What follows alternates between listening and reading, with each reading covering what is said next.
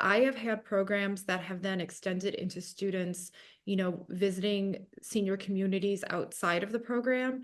I've had students that have become volunteers that have gone back, and activities directors have utilized the students, for different programs. I've had students who have gone and gotten jobs at community centers. Um, I have a program right now that it's in a community in Akron that the students worked, you know, they worked quicker than the anticipated schedule. And so we are now looking at doing a project where the two groups will be working together to do something that benefits another segment of the community. Welcome to Mastering the Numbers. I'm your host, Joe Mallo. Tanisha, just to kind of take this a little bit further, as a business owner yourself, what benefits do you see for businesses that actively engage with their communities in this way? I think the benefit, again, when people see businesses doing service and give back, it for me as a consumer, now we flip the, you change the hats and say I'm a consumer. It now makes me want to help and support their business by purchasing. How can I help them? Because at the end of the day, when we're talking about a financial piece of it, if they need more sales, then now this drives, what, this is a business that really looks out for people. Let's now drive more revenue. Let's drive, whatever that they're selling, let's just support it, because those funds become, the more money they have for their profitability now becomes more income that they can share with other people that are doing wonderful things. So I believe it's with giving is always kind of like you don't give with the intent that you're not going to receive. You don't Yeah. always receive it from those that you're doing the giving, but as another business owner, it just kind of heightens the appreciation to buy and purchase from someone or a business that has that type of service heart. Yeah. It's always important that businesses, whether they're small, medium, or large, help donate money to help out causes inside the community. But why do you think it's so important that small businesses get more engaged in the community like this initiative, as opposed to just or only giving sponsorship money?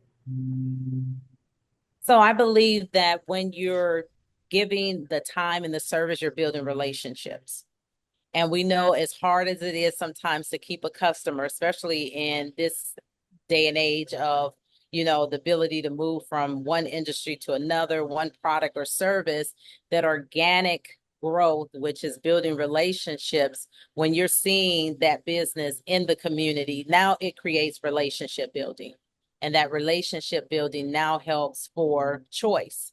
Do I want to go to XYZ or leave company to get another? No, because I love Tanisha, because I see her in the community and I see her doing great things. I love what Ariana's doing because she's doing great things in the community. So I think that is important in the relationship and the growth when it's done on an organic way. Absolutely. Have you noticed personally any changes in how your business is perceived in the community since joining the initiative? Say that again, Joe. There's an echo in the background. I apologize. Have you noticed any changes in how your business is perceived in the community since sponsoring this program? I think this here, a lot of, I would say the community is not aware totally what we're doing. And I believe this exposure of, saying, hey, we want to put this out in social media or get more presence around it. I think right now it's probably still the nursing home knows that we come and the students at the high school, but has it been sent out in a marketing space where other people know for that impact? And I believe that's why we're doing some of the things that we're doing now, so that awareness is out there that we are doing this particular project here in this area. Right. Ariana, we'll jump over to you for a little while. Don't want to leave you there, um, not contributing. But what's been the biggest challenge, and also, if you don't mind, the biggest reward of running this program? Sure. Um, challenge, I think, that when you're trying to put programming together that involves different pieces or different, parts of the community, that these partnerships can be complex to put together. So you are looking at, um, the context always. So there's limitations sometimes scheduling or busing or within the senior centers, when the seniors are available. So there are logistical challenges. That's part of what I do as the program director, is looking at how can we make this programming work in the context of that school district. I have different school districts who are using the programming with different with different student populations. So there are school districts that are using it as their gifted programming. So it's an enrichment programming. And so that's how it fits their schedule. So those are students who may meet for enrichment programming once a month. I have districts that are using it with students for prevention programming, students who are identified as at risk, and they're using this to increase their social emotional skills and communication skills. So that is, kind of one set of challenges, is bringing organizations together. It's always, it's always a challenge to bring everybody sometimes to the table. But when they start to understand the value, I no longer have to advocate for the program, because once they experience it, they see what's there and they recognize that, okay, how are we going to make this happen? The third piece of the puzzle really is the sponsorship piece. So again, it's very dependent on context. Sometimes school districts have it within their budget to be able to have this type of programming. Sometimes, we look for a community sponsor who can sponsor the programming. So those are some of, I guess I would say, not even so much challenges, but pieces that have to align in order for the programming to come together. And then, Joe, you asked me a second part of the question. Could you remind me what Was the biggest challenges and then also the biggest rewards? reward, seeing the rewards. So I definitely think it's, looking at the things that the participants, and just seeing that what they're getting out of it. First of all, it's a joyful experience. There is a really happy energy that every time they get together, that you see within, the seniors that are sitting there. There's just an excitement when the students leave. And you see the exact same thing with the students. So as they're all, kind of congregating in the hall and getting back onto their bus, it's not quiet. They're really busy, sharing the stories, and you can feel it in the air. It's such a pleasure to be able to do this work and to be part of it. And that's part of why, I invite sponsors like, Tanisha, or community members to come and see this, because it's one thing to describe the experience, and it's another thing to experiencing it yourself. I think the other real reward is seeing, what the students are gaining out of this. One of the things from an educational perspective is that we always want to put our students in kind of what is called the growth zone. So in order to put them into that, space, it's something that is different from what they're used to doing, something that is stretching, their skills with support along the way.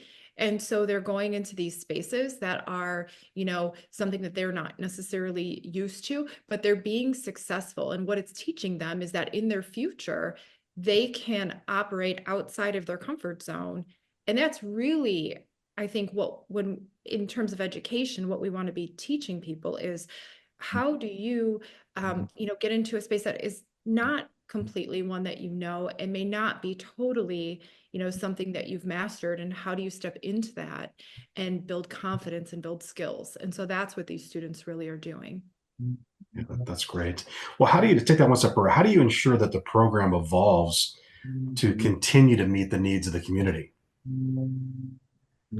In terms of involving in terms of growth, or in terms of can you, I might need a little more in terms of reaching more communities, or in terms of one community? Um, just, I guess, starting with the needs of your community. and Sure. then maybe even continuing to expand outside of it. Okay. So, kind of the interesting thing is when you have these two groups that really don't normally interact within a community and you build that bridge between these two groups, something kind of amazing happens that extends beyond the programming, which is now you've introduced these two, this teacher and this administrator and these students and these seniors. And so there's natural things that sort of become outgrowths of this. So I have had programs that have then extended into students, visiting senior communities outside of the program. I've had students that have become volunteers that have gone back, and activities directors have utilized the students, for different programs. I've had students who have gone and gotten jobs at community centers.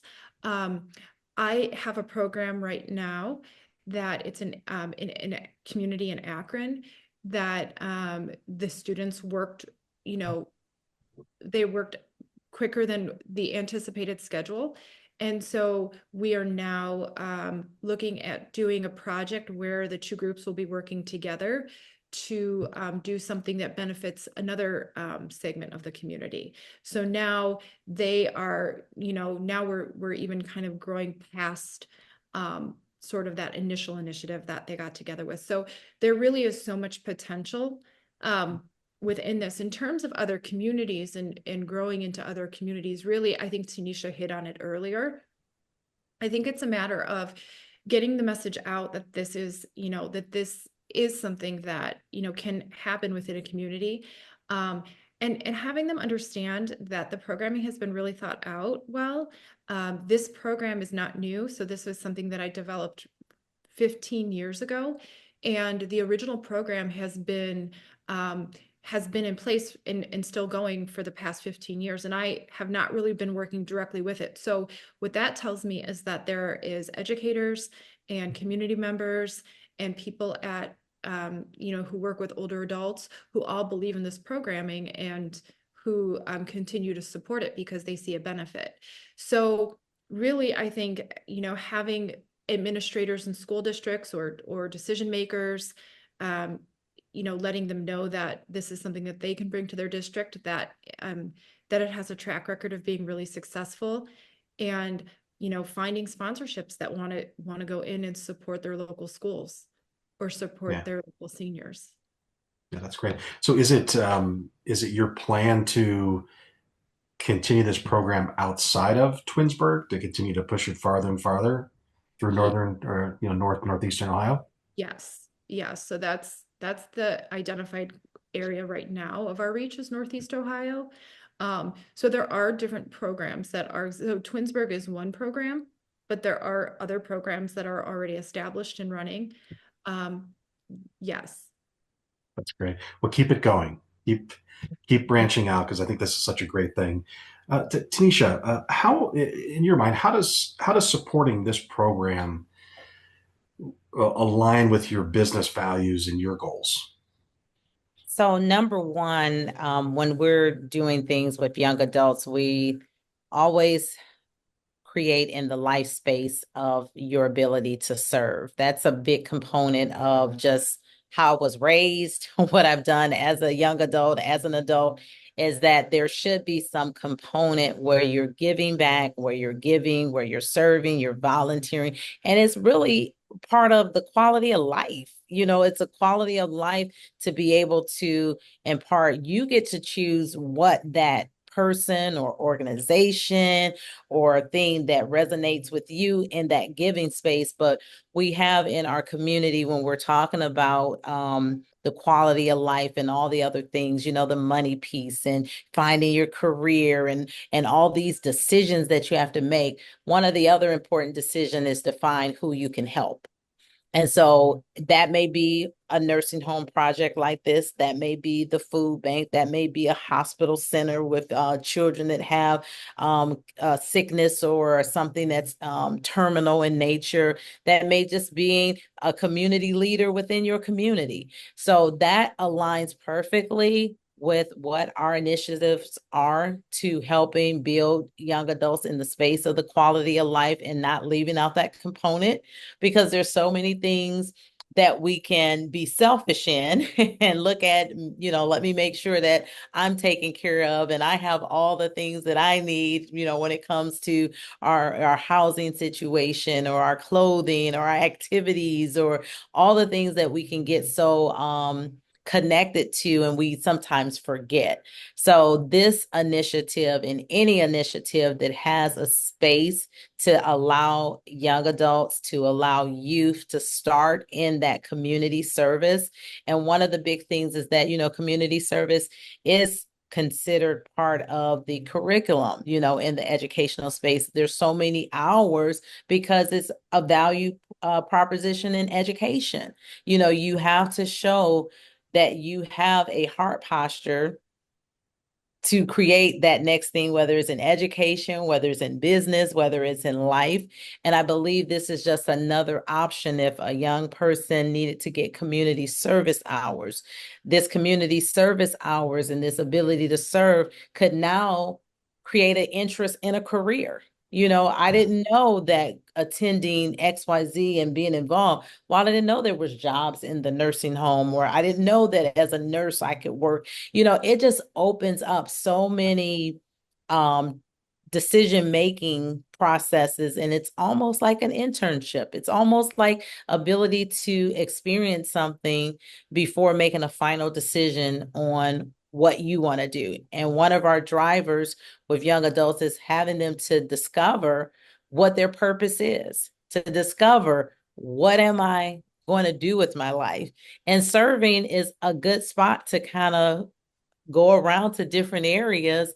At the same time, you're doing a great good to the community, to your school, but you're also helping yourself to identify where is my passion points and what really triggers me or what really gets me excited about doing that thing. And that may turn into a career.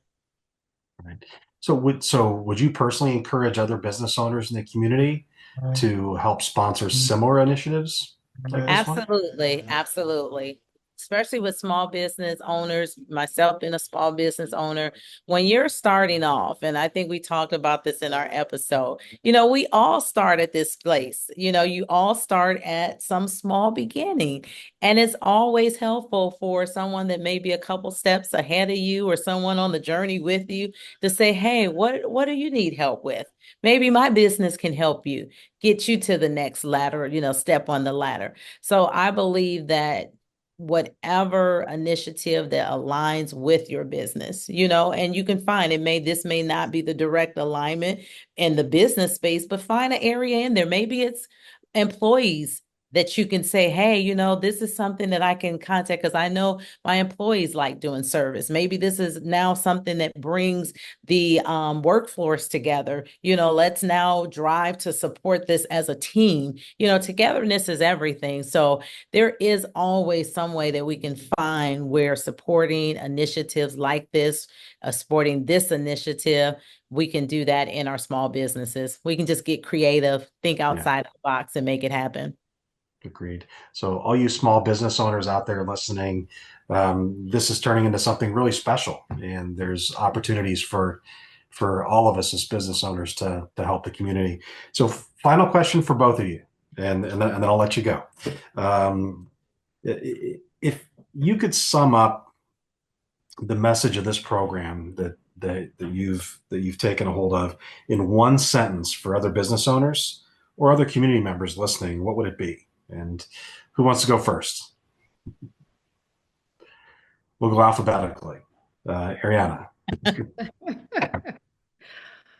Oh gosh, in one sentence. Um, I know that's hard. it is so hard. I just I guess would say that we are better in community with each other. Um, and just that, there's so much that people have the ability to offer one another. And so, coming together in these types of ways really it just includes everybody and it uplifts everybody. I know that was more than one sentence. I'm so sorry. That's okay. It was well said, and Thank you. I agree. So, Mm. Tanisha, what about you? So I'm going to use the Cleveland the Rotary Club service over self. So it's not my own word, but it's a very positive. And it was so funny because I was trying to get like my words out, but that was coming through at the same time. But service over self. As business owners, let's not think about just our business. Let's think about business owners out there as well. Yeah, I think that was perfectly said. Well, listen, I really enjoyed our initial podcasts, and I enjoyed this one even more. And I'm excited to see where this collaboration goes. I really am. So make sure you keep me informed of that. For everybody out there listening, take care, and we'll catch you on our next episode of Mastering Numbers. You've just tuned into another episode of Mastering the Numbers. We hope you found valuable insight to boost your financial success. Be sure to subscribe on your favorite platform and leave us a review. Keep pushing forward, and thanks for listening.